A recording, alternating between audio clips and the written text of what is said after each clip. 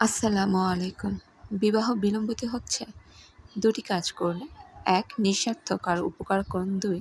সূরা কাসাসের ২৪ নং আয়াতের শেষ অংশ রাব্বি নীলিমা আনজালতা ইলাইহি মিন খায়রিন ফাকির বারবার পড়ুন।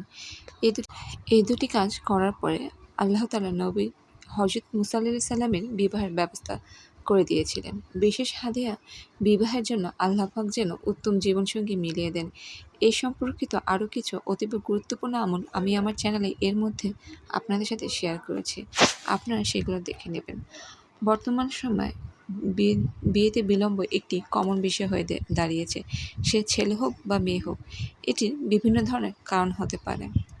আল্লাহ তাআলা আমাদের সকলকে সব ধরনের সমস্যা থেকে করার পরিত্রাণ করতে সাহায্য করুন। আমিন সুম্মা আমিন। আল্লাহ তাআলার কাছে সবসময় সাহায্য চাবেন, ইস্তেগফার করবেন, বেশি বেশি দুরূদ শরীফ পড়বেন, আল্লাহর কাছে দোয়া করবেন। দোয়া ব্যতীত কোনো কিছুই আপনার জীবনকে বদলাতে পারে না। আর এই আমলগুলো বেশি বেশি করবেন। আল্লাহ তাআলা আমাদেরকে বিভিন্নভাবে পরীক্ষা করেন। তার মধ্যে অনেক সময় আমল করার পরেও আল্লাহ তাআলা আমাদের কাঙ্ক্ষিত জিনিসটি দিতে আমাদেরকে দেরি করে। সে আমাদের ধৈর্য দেখে, সে আমাদের তার উপর তাওয়াক্কুল কতটুকু তা দেখে, সে আমাদের পরীক্ষা নেয়। সবাই বেশি বেশি আমল করবেন, ভালো থাকবেন। আল্লাহ হাফেজ।